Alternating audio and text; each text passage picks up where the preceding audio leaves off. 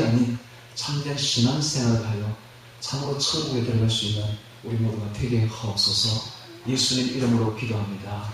아멘. 오늘 말씀은 마태복음 16장 24절 25절 참된 신앙생활, 참된 신앙생활 연습으로 말씀을 전하겠습니다. 지금 우리는 부활절을 지나서 계속적으로 성령 강림절을 또 지나고 또 계속적으로 추수감사절까지 이어지는 올해 성령의 열매를 맺고 정말 하나님께 열매를 드리기 위해서 분투 노력하고 있는 중입니다. 다른 교회에서는 사순절이라 해서 부활절 되기 이전 40일 동안 특별 새벽 기도를 열고 생난리를 즐기다가 그리고 부활절 끝나고 나면 모든 게 끝나버립니다. 땡! 그러면 아무것도 하지 않죠. 그게 아니죠. 이건 완전히 마귀에게 속은 것입니다. 여러분 부활절로부터 이제 시작이에요. 추수감사절까지 치열하게 신앙생활을 해야 되는 것입니다.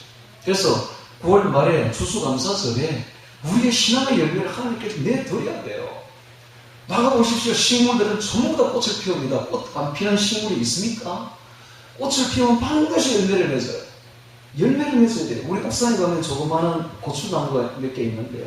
그 작은 애들도 다 고추를 다 맺어요. 오이나무를 몇 개씩, 4개를 심었더니 그 작은 나무도 꽃을 열심히 피우고 그런 오이를 쭉쭉 맺고 있단 말이에요. 부끄럽지 않습니까? 우리 신앙인들은 뭐하고 있습니까? 신앙의 열매를 도대체 얼마나 맺고 있는 거예요? 맺기는커녕 아무것도 맺지 않는 거예요. 오늘 우리는 신앙생활을 해야 됩니다. 종교생활을 하면 안 돼요. 예수님께서 분명히 말씀하셨어요. 내가 너희에게 이르노니 너희 의가 바리새인과 사두개인보다 더 낫지 못하면, 서기관과 바리새인보다 더 낫지 못하면 결단코 천국에 들어가지 못합니다. 예수님이 하신 말씀입니다. 그러면 바리새인과 서기관들이 신앙생활을, 종교생활을 뭐 대충 설렁설렁하게 했는 것 같아요? 내가 이야기해 줄까요? 여러분, 바리새인과 서기관들이 얼마나 종교생활을 열심히 했는지 하면 그분들은 일주일에 2번 금식해요. 내가 물어봅시다. 여러분들 일주일에 금식합니까? 2번 합니까? 그분들은요, 11조를 철저히 하는데 어느 정도로 하느냐? 박하와 해안가 근처의 11조가 쏙쏙한 것까지 다 가려내고 그 11조 다 한다고. 여러분들 그렇게 신앙생활 철저히 합니까? 저는 감히 이렇게 말합니다. 우리 교회 생활할 때에 다른 건 할 거 없어. 뭐 해? 할 필요 없어요. 11조만 해, 11조만. 속이지 말고. 정말 속이지 말고 11조만 하면 충분하다고. 다른 거 하는 건 필요 없어요. 그런데 11조도 안 하면서 무슨 헌금을 그렇게 많이 해요. 무슨 생일 헌금이다, 무슨, 돌 축하는 필요 없어요. 그건 안 해도 돼. 우리나라는 헌금이 너무 많아서 탈이라.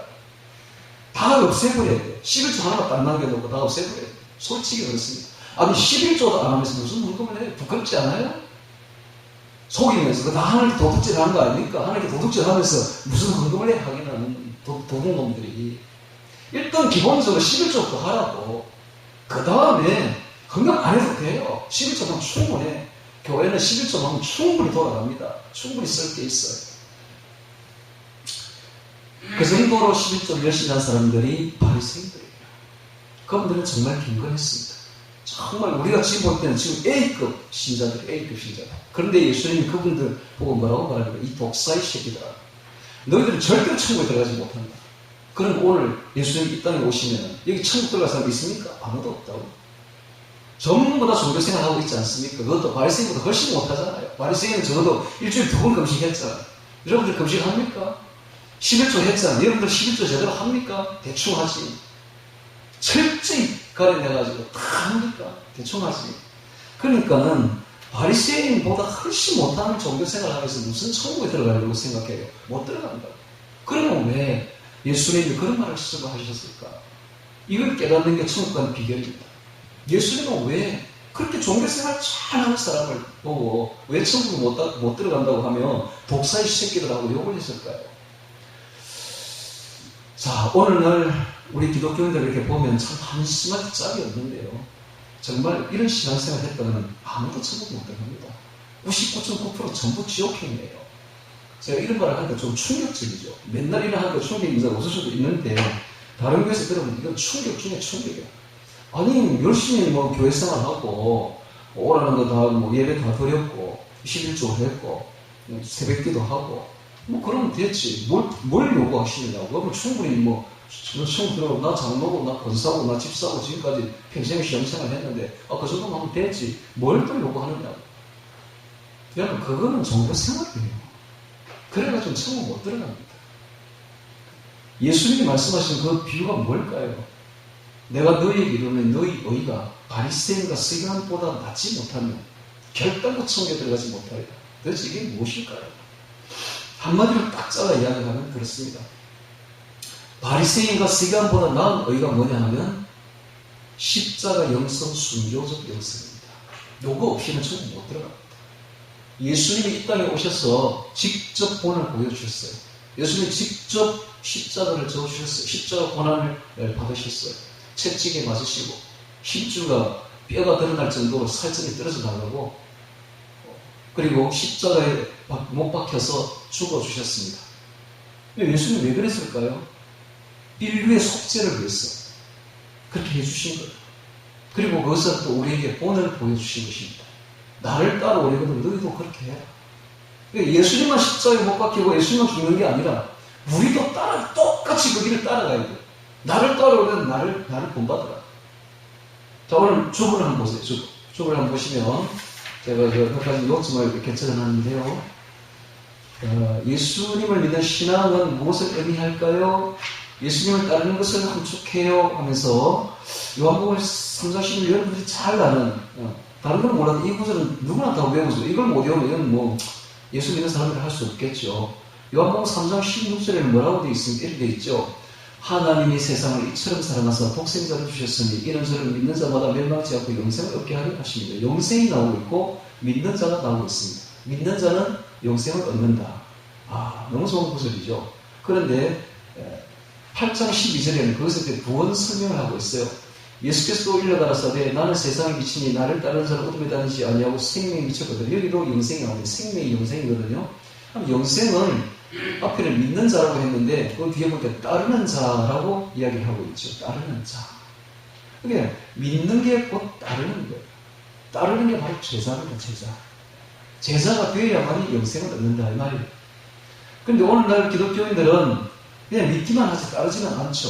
절대로 따르지 않는다. 따르는 게 뭐예요? 십자가입니다. 십자가. 예수님이 가신 그 길을 따라가는 거예요. 예수님 어디로 가셨어요? 십자가 영성, 또 십자가 죽음, 순교적 영성. 이것이 바로 예수님을 따르는 것이다. 이렇게 고난에, 예수님의 고난에 동참하고 예수님의 죽음에 동참해야 돼요. 이게 신앙생활이에요. 다시 말합니다. 오늘 설교 끝났어요. 가장 큰 요점을 말합니다. 종교생활과 신앙생활의 분기점이 어디 있느냐? 종교생활은 십자가가 없어요. 또 죽음도 없어. 순교도 없어. 그게 종교생활이에요. 그럼 신앙생활이 뭔가? 신앙생활은 십자가가 있어요. 십자가를 따르는 거예요. 그리고 순교하는 거예요. 순교의 영성입니다. 이게 바로 신앙생활이에요. 다시 또 이야기합니다. 이거 쉬운 말로 하면 목숨 바쳐야 돼요. 목숨, 적당히 교회 생활, 그건 신앙생활이 아니고 종교생활. 그래서 절대로 천국 못 들어갑니다. 적당히 할 생각 하지 마세요. 목숨을 걸어야 돼요. 목숨을 걸어야 돼요. 예수님의 신앙생활은 목숨을 어떻게 목숨을 거느냐? 교회에 열심히 나오는 것에 목숨을 거는 게 아니라 그건 교회 생활이고 말씀에 순종하는 데 목숨을 걸어야 된다. 말씀에 순종하는. 이 말씀이 어디 있습니까?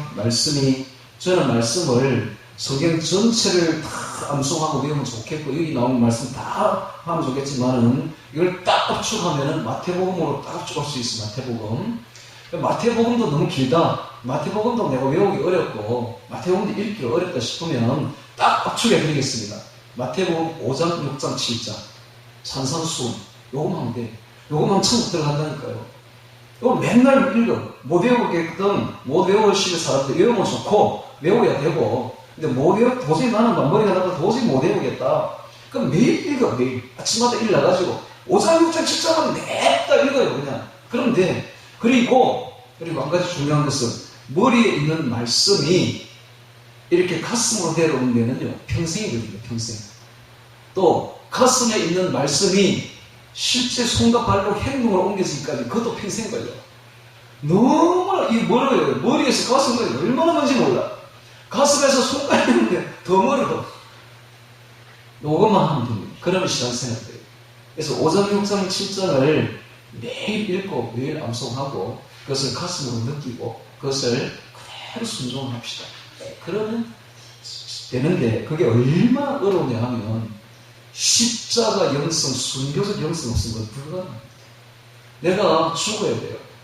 내가 죽어야 돼요. 그래서 3세기 교부들이 이 십자가 영성, 순교적 영성을 마태복음 이 전체 혹은 산상수훈을 딱 합축해가지고 세 마디로 딱 표현했는데 이게 뭔가 하면 청빈, 순결, 순종입니다.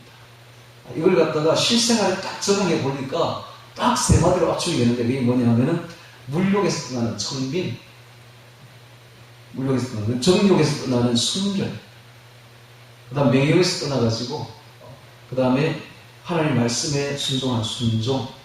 그래서 순종이 얼마나 어려우냐면 내가 죽지 않으면 안 돼요. 내가 살아있으면 내가 내 육신의 쾌락과 내 육신의 뭐 욕심을 다 챙기면서 예수님을 따른다는 말도 안 되는 이야기입니다. 죽어야 돼요. 내가 일단 내려놔야 돼요. 모든 걸 초월해야 돼요. 초탈해야 돼요. 이 세상과는 이별해야 돼요. 이 세상과는 끝장을 봐야 돼요. 내가 이 세상에 죽었다 생각해야 돼요. 카타콤에 들어가야 돼요. 영적 카타콤에 들어가야 돼요. 그래서 하나님께서 초대교회에 박해를 허락하셨고 카타콤을 허락하신 이유가 다 있어요. 그렇게 신앙생활 하라고 그래요. 우리가 이 세상에 죽었다 생각하고 카타콤에 들어갔다 생각하고 여러분 카타콤은 무덤이에요. 무덤. 그 600만 개의 무덤이 있습니다. 매일같이 죽은 사람들이 들어와요. 시체가 늘 즐비합니다. 그걸 보며 그들은 무슨 생각을 했을까요? 항상 죽음을 생각했어요. 항상 죽음 여기 하늘나라에 대한 소망만 생각했어요. 세상의 즐거움이나 세상의 뭐 쾌락 같은 거는 생각할 수가 없는 거예요. 그들은 날 때부터 거기서 나고 죽을 때까지 거기 가깝고 어두운 동굴에서 살면서 항상 주님만 생각하고 항상 죽음만 생각하고 죽음 이후에 천국만 소망하며 그렇게 살았던 거예요. 그리고 이를 200년 동안 했죠. 200년 동안. 그래서 오늘 우리에게 뭘 말합니까? 앞으로 오고 오는 모든 세대의 기독교인들은 그와 같이 신앙생활을 해야 된다. 이걸 딱 본보기로 보여준 거예요. 근데 오늘날 기독교인들 어떻게 생각하냐? 이 십자가에 죽는 것은 예수님이 하신 일이고, 그건 난 모르겠고, 예수님이 했잖아. 예수님이 하신 일이고, 나는 그거하고 관계없다. 이렇게 생각한다. 아니요. 예수님이 십자가에 못 박힌 고통을 받는 것은 우리도 그렇게 따라오르는 거예요. 그 길을. 그게 주님의 제자입니다. 주님을 따르는 길이에요. 그게 영생 얻는 방법이에요. 예수님이 십자가에서 목숨을 바친 것은 예수님만 그렇게 하는 것이 아니고 그게 신앙생활이다. 너희도 그렇게 하는 거예요. 그렇게. 그게 진짜 신앙, 그게 진짜 제자의 길이다. 그렇게 따라오너라라는 거예요. 그러니까 우리가 참된 신앙생활에 첫걸음을 떼려면 어떻게 해야 돼요? 죽어야 돼요. 이 세상에서. 죽음을 각오해야 돼요. 순교를 각오해야 돼요. 순교자의 길을 걸어야 돼요. 순교자의 신앙을 따라가야 돼요. 그래야 이게 진짜 신앙생활이 되는 거예요. 신앙생활이. 여러분, 내가 죽지 않고 순교를 생각하지 않냐고 순교적 영성 없이 신앙생활 해보세요. 어떻게 되는가? 종교생활밖에 안 돼요. 위선자들이지, 위선자들. 겉으로는 신앙생활이야. 속으로는 온갖 세상 욕망 다 품고 있으면서 신앙생활을 하면 위선자들이 되는 거예요. 위선자들이. 여러분, 위선자들이 되지 않으려면 목숨 걸어야 돼요. 목숨. 오늘 우리가 매일같이 암송하는 초대교회 신앙 고백을 자세히 보세요. 모든 사람에게 구원을 주시는 하나님의 은혜는 나타나 우리를 양육하시되 경건치 않은 것과 이 세상 정욕을 다 이게 뭡니까? 죽음이에요. 경건치 않은 이 세상 정욕을 다 버리는 건 죽음이잖아요. 죽음. 매일같이 영적 순교의 삶을 살아야 된다 이 말입니다. 건실함과 의로움과 경건함으로 이 세상에서 이게 뭐예요? 이또 순교적 생활이야. 순교적 삶이라고요. 순교. 십자가의 삶이라고. 십자가 삶.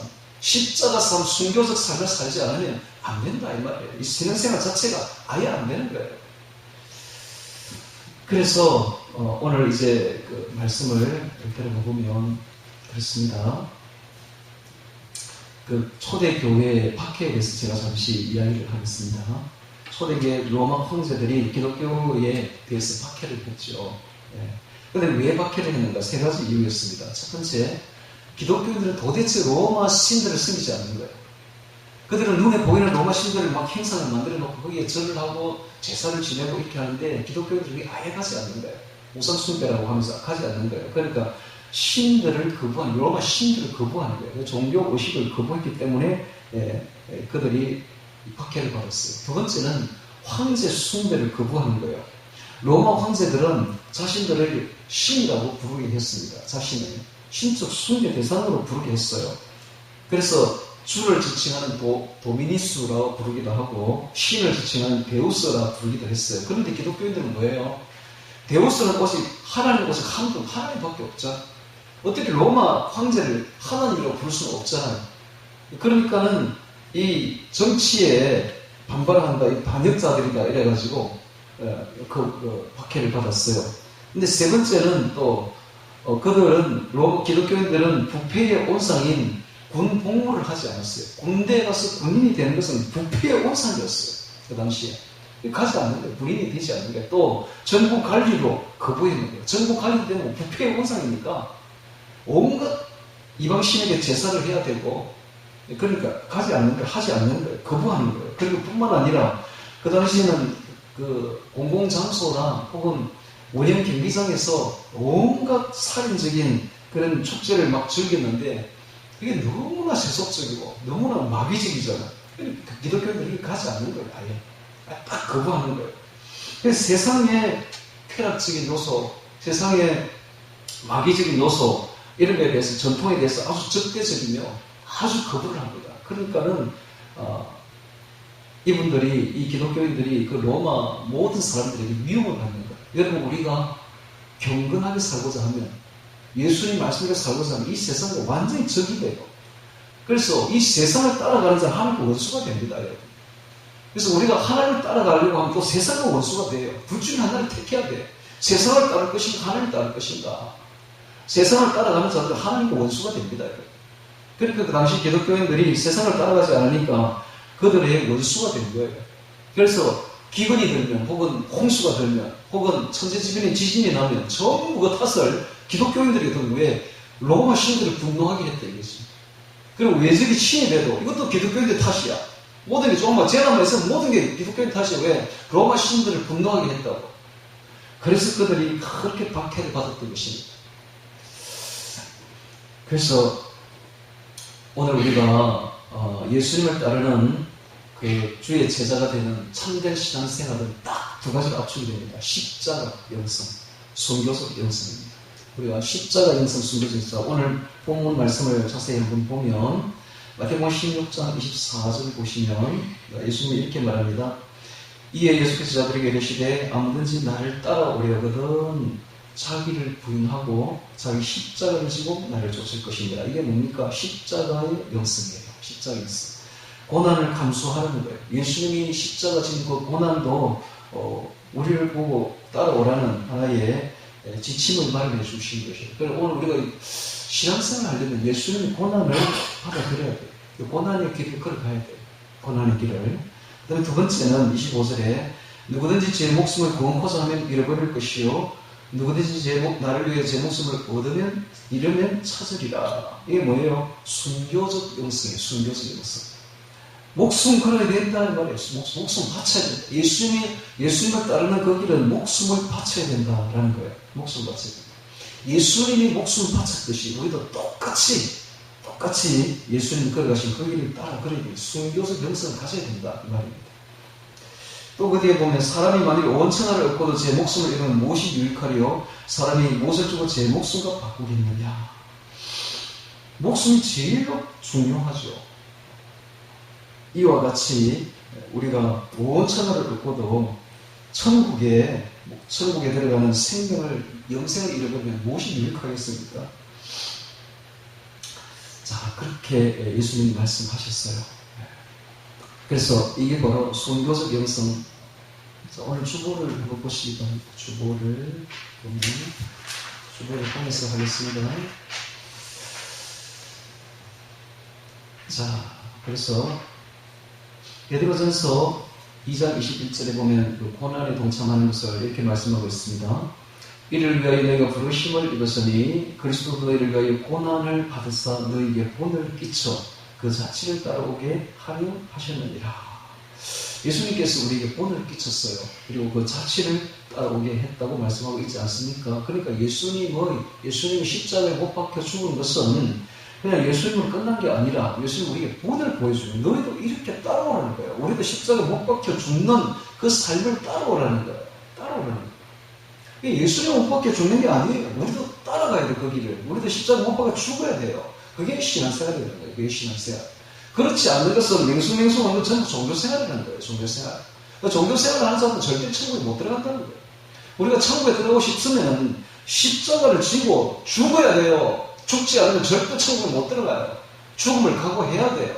이게 신앙생활이에요. 적당히 신앙생활을 하는 것은 절대로 천국 못 들어갑니다. 근데 오늘날 기독교인들이, 오늘날 모든 교회들이 이런 말을 하면 쫓겨나요. 제가 우리 작은 교회니까 제가 마음껏 이런 말을 하지만, 제가 큰 교회 만약에 청빙에 들어갔던 만약 이런 말을 하면 당장 쫓겨납니다. 그러니까 뭡니까? 오늘날 대부분의 교회들, 거의 99% 교회들이 전부 다 종교생활을 조장하고 있는 거예요. 적당히 신앙생활 하는 거, 종교생활 하려고 해요.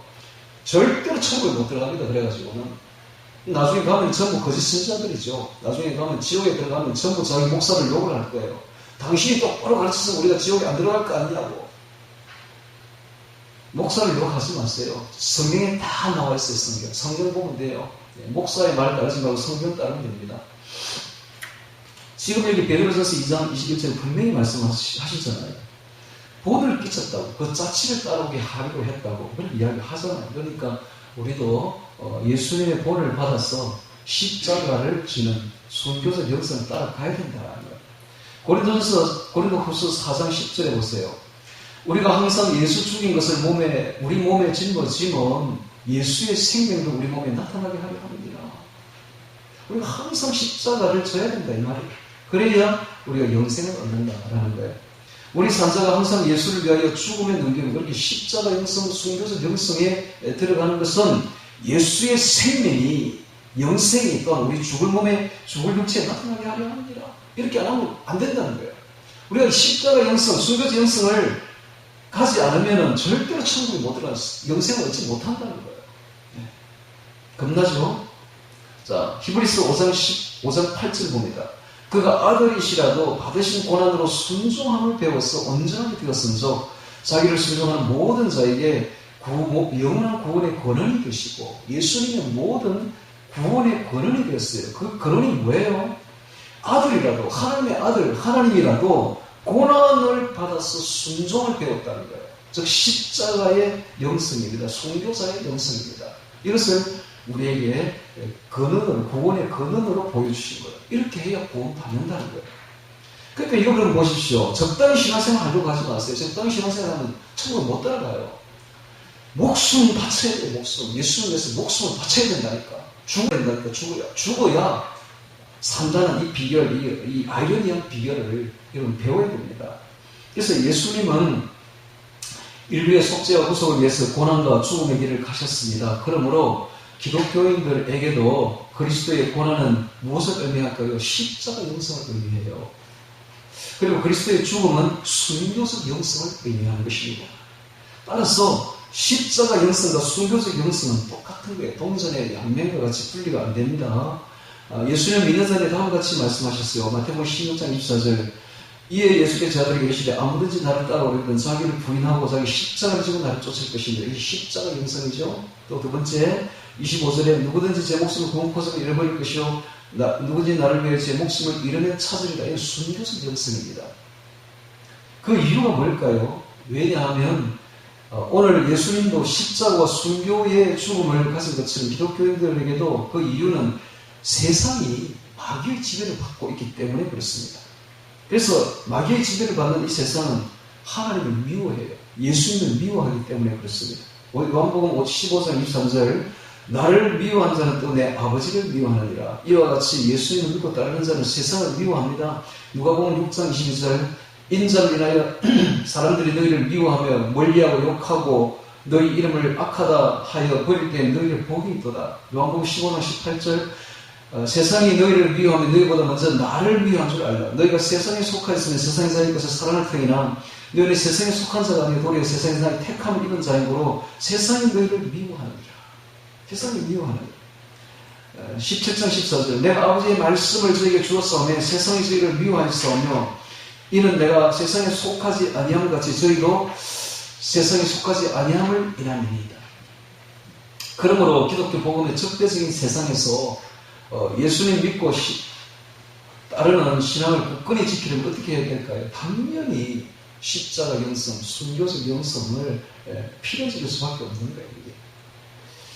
마태복음 24장 9절에 보면 그때 사람들이 너희를 환란에 넘겨주고 있으면 또 너희를 죽이리니 너희가 내 이름을 위하여 모든 민족 위에 미움을 받으리라. 앞으로 7년 8년 때 그런 일이 벌어집니다. 7년 8년 때에 모든 민족이, 모든 사람들이 우리를 미워하게 될 것이고 우리를 죽이려고 할 것입니다. 또 죽어야 되고 죽어야 되고 마태복음 23장 34절 그러므로 내가 너희에게 선지자들과 주의 있는 자들과 서기관들을 보내매 너희가 그 중에 들으는 죽이고 십자가에 못 박고 그 중에 들으는 너희 회당에서 채찍질하고 이 동이 저 동네로 구박하리라 하면서 십자가의 도를 제사도의 도를 아까 계속되는 이야기입니다. 예수께서 제자들에게 이르시되 아무리 나를 떠올리던 자기를 부인하면서 십자가 지고 나를 쫓을 것이니 누구든지 제 목숨을 공포하고 이름 부를 것이니 누구든지 나를 위해 제 목숨을 잃으면 찾으리라. 즉 십자가 영성과 순교적 영성을 이야기를 하고 있죠. 자, 그러면 지금부터 초대교회 어떤 십자가 영성, 순교적 영성을 따라가는지를 소개하도록 하겠습니다. 자, 초대교회가 시작되고 그들이 이제 로마 지배에 들어가게 되죠. 그래서 이 로마의 지배에서 어떤 박해가 있었는지 세 가지 왕들에 대해서 소개를 하겠습니다. 첫 번째는 주후 81년부터 90년까지 재위했던 도미티아누스 황제의 기독교 박해에 대해서 소개하겠습니다.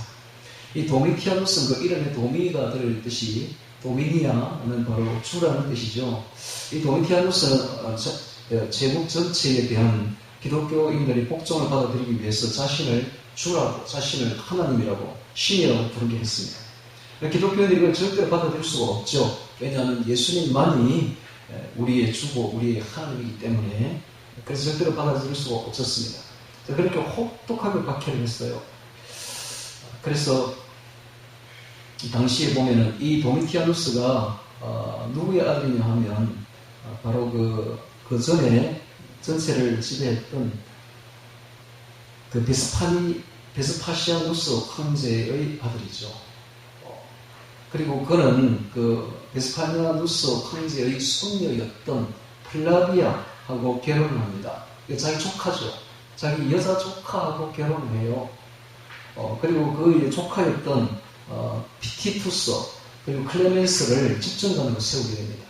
근데 나중에 이 조카 세 명을 다 죽여버려요.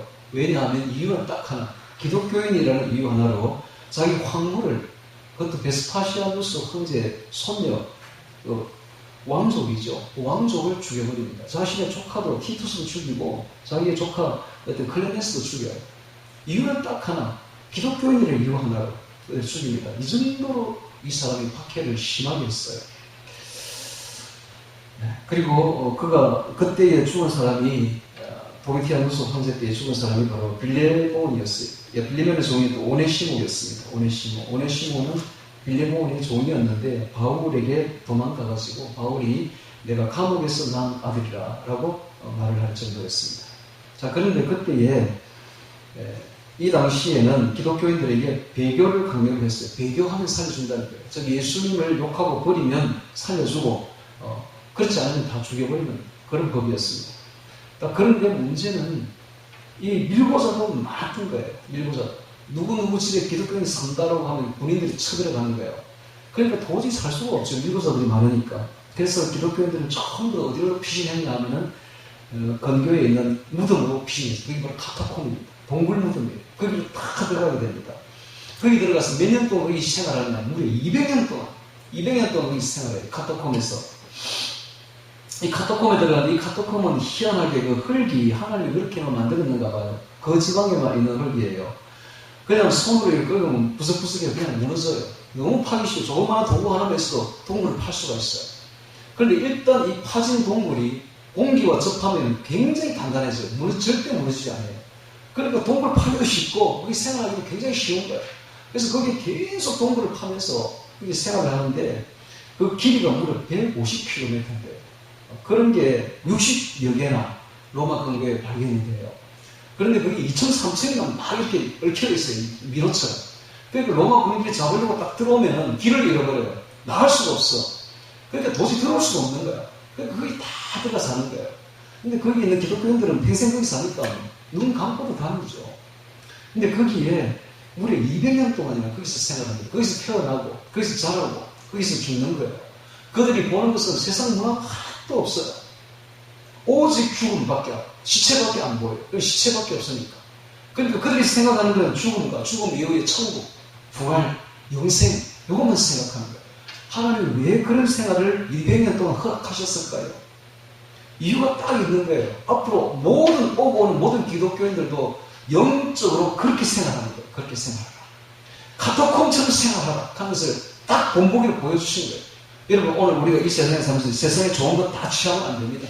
눈 감아야 돼요. 다 초탈해야 돼요. 초탈해야 돼요. 이 세상에 있는 건 일시적인 것입니다. 가짜예요, 가짜. 다 멸망할 것들, 다 없어질 것들이. 영원한 것은 천국에 있습니다.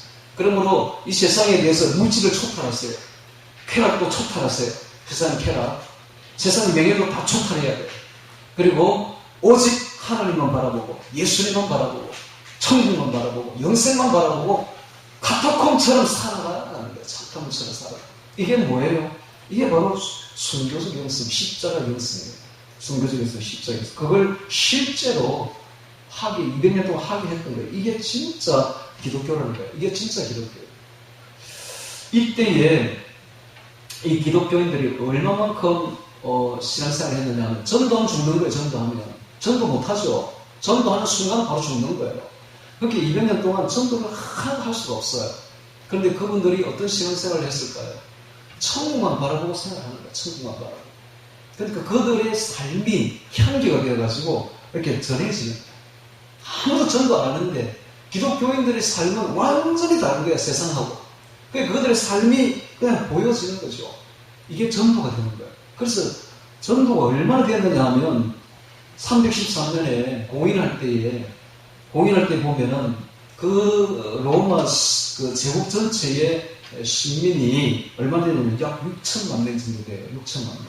그 중에 10분의 1, 무려 600만 명이 기독교인이 벌써 되어버린 거예요.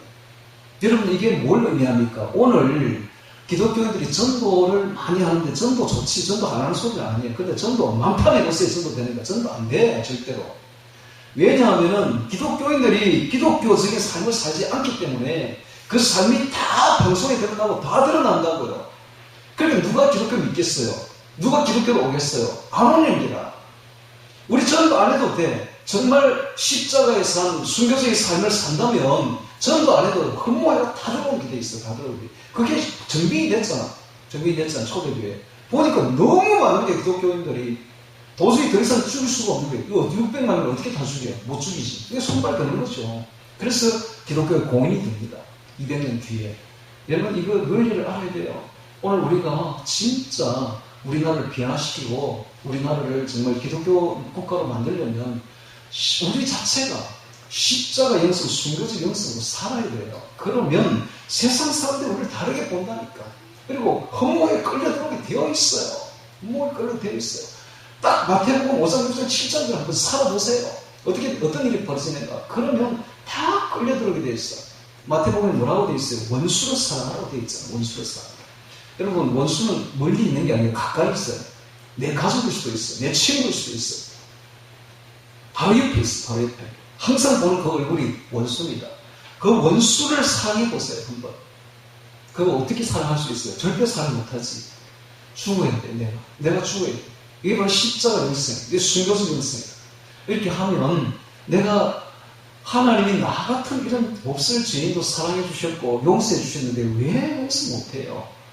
하나님의 사랑과 용서를 안다면 왜 용서 못해? 그분들을 감싸 안고 용서하려면 죽어야 돼. 내가 죽어야 돼. 내만 죽이면 돼. 내가 죽으면 용서할 수 있다니까. 이게 말은 쉽지. 원수를 사랑하는 말이 머리에 있지. 이게 손발까지 내고 진짜 실행하려면 얼마나 어려운지 아세요? 자기가 죽지 않으면 안 되는 거야. 이런 말씀들이 5장 6장 7장에 빼곡하게 되어 있는 거야. 빼곡하게. 이것을 한번 실천해 보세요. 누가 달라면 주고, 여러분, 누가 나한테 돈을 달라고 해. 그러면 죽지 않으면 못 주지. 근데 달라고 한다면 주라는 거야, 주라. 또 누가 빌리러 왔어, 돈을. 그럼 주라는 거야. 주고. 빌리거든 주고. 그러니까 이유 없이 주라는 거예요. 누가 나에게 돈을 요구하면 그냥 주라는 거라. 여러분, 이게 가능해요? 십자가에서 순거지 없으면 이거 절대 가능 못하지. 요즘에는 기독교인들 10원짜리 하나도 손에 안 보려고 하죠. 여러분, 손에 보라는 거예요, 손에 봐. 지금 성경이 그렇게 말하고 있잖아, 지금. 성경대로 한번 해보세요. 무슨 일이 벌어지는가. 다 교회로 몰려요. 감동을 받아가지고, 기독교인들의 삶에 감동을 받아가지고, 사람들이 다 몰려들어오게 되어 있어요. 근데 오늘날 그렇게 안 한다는 거예요. 이게 바로 카토콤 생활입니다. 이 카토콤 생활을 초대교회에서만 끝낼 게 아니고 하나님이 왜 이걸 200년 동안 허락했는지를 생각을 깊이 해야 돼요. 왜 예수님 십자가에 못 박혀 죽었는지를 깊이 생각해야 돼요. 우리도 그렇게 따라오라는 거예요. 우리도 그렇게 카토콤 생활을 하라는 거예요. 오늘 이 세상에 살면서. 이게 신앙생활이라는 거예요. 이게 신앙생활. 하나님이 강력하게 지금 말하고 있지 않습니까? 이게 종교생활, 이게 진짜 신앙생활이야. 이게 참 신앙생활이야. 말하고 있지 않습니까? 여러분, 이런 설교 들어본 적 있습니까? 이런 설교 아무데도 안 들어봤죠? 그냥 여러분은 새벽기도 나오고 11조 내고 교회 시킨다 하라고 하면 그 A급 신자예요. A급 신자. 다 죽으면 지옥 갑니다. A급 신자들 다 죽으면 다 지옥 갑니다. 목숨을 바쳐야 돼요. 목숨. 신앙생활을 해야 돼요. 종교생활은 신앙생활을 해야 돼요. 목숨을 바쳐야 돼요. 카타콤 생활을 해야 돼요. 그들은 언제나 죽음 가까이 있었고 언제나 천국 갈 준비를 했어요. 그들의 삶은 아주 단순했어요. 무슨 문화생활을 했겠어요? 생존만을 위해서 생존과 신앙밖에 없었어요. 오직 죽음 넘어서 영원을 바라보며 살았습니다. 오늘날 기독교인들이 너무 부끄럽죠. 생활하는 게. 너무나 지금 잘못된 생활하고 있는 거예요. 이런 말을 한 사람도 없고 이렇게 가르쳐주는 사람도 없으니까 세상 즐길 거 다 즐기고 세상 누릴 거 다 누리면서 카타콤은 무슨 카타콤. 그래가지고 천국 가겠어요? 여러분 초탈해야 돼요. 그렇다고 누리지 못한 말은 아니에요. 누리세요. 누리는데 초탈하세요. 초탈. 관심 끄세요. 세상에 대해서 관심 끄라고. 관심 꺼야 돼요. 초연해야 돼요. 초연해야 됩니다. 세상에 대해서. 그래야 천국 가는 거예요. 두 번째 왕을 소개하겠습니다. 이번에는 트라이아누스 황제입니다. 주 98년에서 117년까지 재위했습니다. 이 트라이아누스 황제 때에 어떤 속사부가 있습니다. 이 속사부는 사도와 같이 신앙생활을 했던 사도들 다음에 교회를 이끌었던 감독들을 말하는데 이분들이 바로 속사도입니다. 속사도인데 로마의 클레멘스를 소개하겠습니다. 클레멘스. 이 로마 교회의 감독이었죠. 자, 이 사람은 귀족 가문에서 태어납니다. 그리고 훌륭한 로마 교육을 받았는데 당대 학문과 철학으로 만족이 안 되는 거예요, 이 사람이. 그래서 정말 참된 진리를 찾아서 여기저기 여행을 해요. 그러다가 팔레스타인 땅에서 베드로를 만나요. 베드로에게서 복음을 들어. 그리고 예수님을 믿게 됩니다. 아주 드라마틱하죠. 이 귀족 가문의 아주 걸출한 인물이 예수님을 믿게 되는 것입니다. 그리고는 베드로를 따라다녀요. 어부 베드로는 무식하죠. 공부를 못했죠. 그런데 베드로를 따라다니면서 베드로 전후서를 이 클레멘스로 써주는 것입니다. 그러니까 여러분 베드로후서 전후서를 보세요. 어떤 문서보다 어떤 책보다 뛰어나 있어요. 표현 자체가 아주 뛰어나 있다니까. 나는 베드로 전후서를 보면서 깜짝 놀랐어요. 아니 베드로 무식한 어부라고 했는데 어떻게 이렇게 글을 잘 썼지? 알고 보니까 아주 교육을 잘 받은 클레멘스가 뒤에서 받쳐줬습니다. 그러니까 적당히 베드로의 딱 들은 이야기를 로마 언어로 가지고 아주 화려하게 베드로 전후서를 집필했던 것입니다. 이게 바로 클레멘스예요. 자, 이 클레멘스가 나중에 순교를 하게 되는데 그가 닷에 묶여가지고 닷 있죠. 그 바다에 던질 수 있던 거리 닷에 묶여가지고 바다에 던져서 순교했다고 합니다. 이때 트라이아누스 황제 때입니다. 또 그 다음에 두 번째 그 감독이 있었는데 이건 안디옥의 이그나티우스 감독이고 이 안디옥은 예루살렘 교회가 초대 교회인데 이 예루살렘 교회는 유대인들로 구성된 교회죠. 근데 유대인들의 특징이 뭐냐 하면 예수를 자기들끼리만 믿는 거야. 절대로 안전해. 이방인들에게 절대로 안전해요. 그러니까 예수님이 할 수 없어가지고 스테판을 순교시키죠. 스테판이 순교되면서 이 복음이 바깥으로 빠져나갑니다. 그리고 야고보를 순교시킵니다. 이 순교를 시키면서 바깥으로 빠져나가죠. 그래서 막 살려고 도망갑니다. 도망가면서 안디옥의 시리아 안디옥에서 큰 교회가 하나 세워지게 되는데 그게 바로 안디옥 교회입니다. 이 안디옥 교회가 바로 이방 선교의 전초 기지가 되는 것이죠. 여기에 걸출한 바울이 이제 등장하게 됩니다. 이 바울이 이 안디옥 교회를 중심으로 해서 세계 선교를 펼치게 되죠. 제 세계 1차, 2차, 3차 선교 여행을 하면서 온 유럽을 그냥 다 선교하게 되는 것이 바로 이 안디옥 교회죠. 이 안디옥 교회가 바울의 제자이고 바울의 안수를 받아서 목사가 된 이 이그나티우스에 의해서 감독을 했는데 이 이그나티우스가 순교를 당하게 됩니다. 자, 이 이그나티우스가 순교하면서 어떤 순교를 받았느냐 하면은 로마의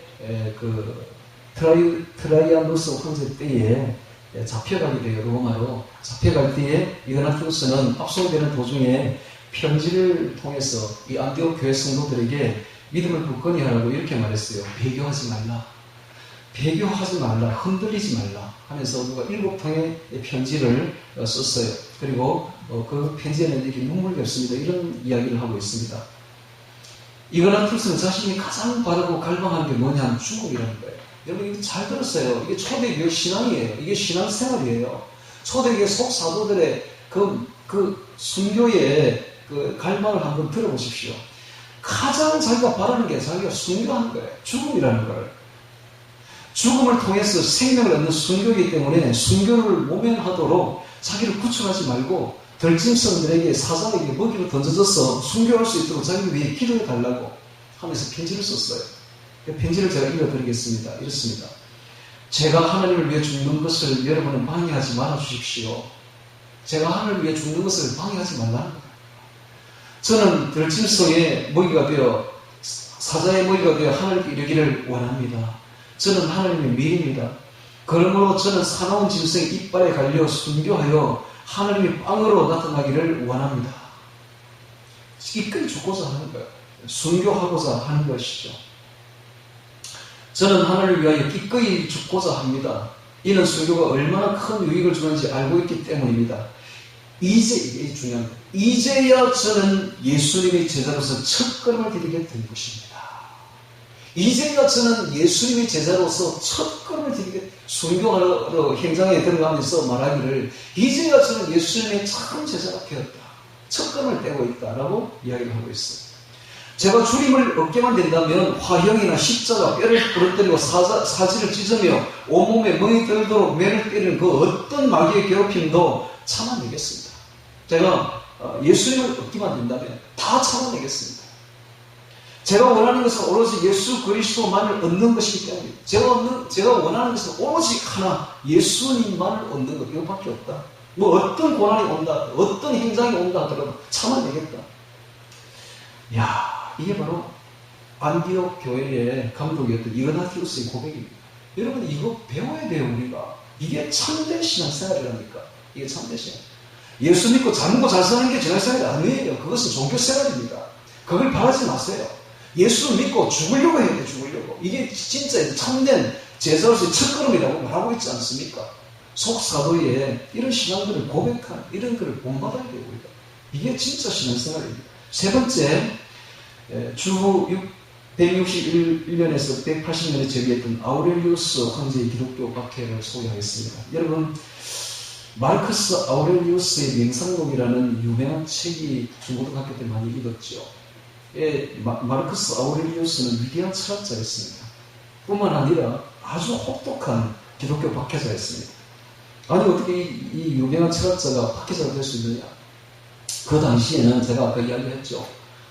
기독교인들 보는 시각 자체가 어떠냐 하면 이들은 반역자들이고 이들은 로마 신을 숭배하지 않는 무신론자들이고 뭐 이렇게 보는 거예요. 그러니까 그냥 박해하는 거예요. 아주 잔인하게 박해했습니다. 이 마르크스 아우렐리우스가 순교자들을 상처투성이가 되게 했어요.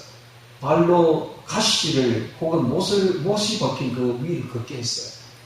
날카로운 조개등을 밟고 지나가게 했어요. 그러니까 그걸 밟으면 어떻게 되는가? 발이 절단 나는 거죠. 얼마나 아프겠어요. 거꾸로 박힌 못 위를 걸어가려면. 그렇게 고통스러운 고문을 하고 난 뒤에 끔찍한 죽음을 당하게 했어요. 그래서 온갖 방법으로 기독교인들을 죽였는데 어떤 때는 맹수들의 먹이가 되게 하기도 하고 참수, 형, 뜨겁게 달군 새, 의자 쇠 위에 상체를 구워지기도 하고 극장에서 로마 원행 극장에서 눈조기 값이 되기도 하고 이렇게 개의 먹이를 던져지기도 하고 막 그렇게 했어요. 그러면서 이 아우렐리우스가 보니까 기독교인들이 그런 일을 당하면서도 전혀 두려워하지 아니하고 눈빛 하나 변하지 오히려 기쁨으로 그 모든 형들 다 받아들이는 걸 깜짝 놀랐다고 합니다. 자, 그때에 저스틴 마트라는 분이 순교했고요. 그때의 속사도였던 스머나 교회의 감독이었던 폴리카르포스, 폴리카르라고 영어로는 이야기하는데 폴리카르포스가 순교하게 됩니다. 이 폴리카르포스는 스머나 교회의 감독이었는데 그때의 상황을 제가 잠시 소개하겠습니다. 왜 폴리카르포스는 로마 황제들의 부사들이 거기 오두막에 들어닥쳤을 때에 피신할 수 있었음에도 하나님의 뜻이 이루어지이다. 자기가 순교하는데 하나님의 뜻이 이루어지이다 하고 아주 기쁨으로 그 군사들을 맞아들이는 거예요. 따뜻하게 맞아들이는 거예요. 그리고 그 군사들은 그의 엄숙하고 친척한 태도에 도리어 놀랄 정도였습니다. 그리고 그 폴리카르포스는 그들에게, 그 군사들에게 식사를 대접하는 거예요. 식사를 대접하는 거예요. 그리고 1시간 동안만 기도 드리기를 허락해 주기를 원했어요. 허락을 받고는 서서 기도하기를 시작합니다. 근데 그때 광경을 한번 생각해 보세요. 하나님의 은혜가 너무나 충만해요. 기도하는데 너무나 하나님의 은혜가 충만해가지고 1시간 허락받으면 2시간 동안이나 충만함 속에서 기도하는 거예요. 군사들이 그걸 보고 있습니다. 그리고는 군사들이 후회합니다. 이 경건한 노인을 잡으러 왔으니 아주 후회를 하고 있어요. 폴리카르포스가 도시로 구송되었을 때에 공안 책임자가 그에게 이렇게 회유를 합니다. 가이사를 주님으로 고백하고 그에게 희생제사를 드리는 것이 너에게 무슨 해가 되겠는가? 그러면 살려주겠다. 이러는 거예요. 그래서 폴리카르포스가 이렇게 말합니다. 나는 당신의 충고를 따를 의향이 전혀 없습니다. 자, 이제 마침내 원형 경비장으로 호송된 그에게 마지막으로 총독이 또 회유를 해요. 총독도 사실은 죽이지 않고 싶었던 것이죠. 온몸에서 광채가 나는 그 기독교인을 죽이고 싶지 않았던 것입니다. 그래서 총독이 이렇게 말합니다. 그리스도를 욕하라. 그럼 내가 너를 석방해 주겠다. 자, 그래서 폴리카르포스의 그 유명한 고백이 다음과 같이 나옵니다. 나는 86년 동안 그리스도를 섬겨왔지만 한 번도 그분은 나에게 해를 끼친 적이 없었습니다. 그런데 제가 어찌 그분을 모독할 수 있겠습니까? 라고 했습니다.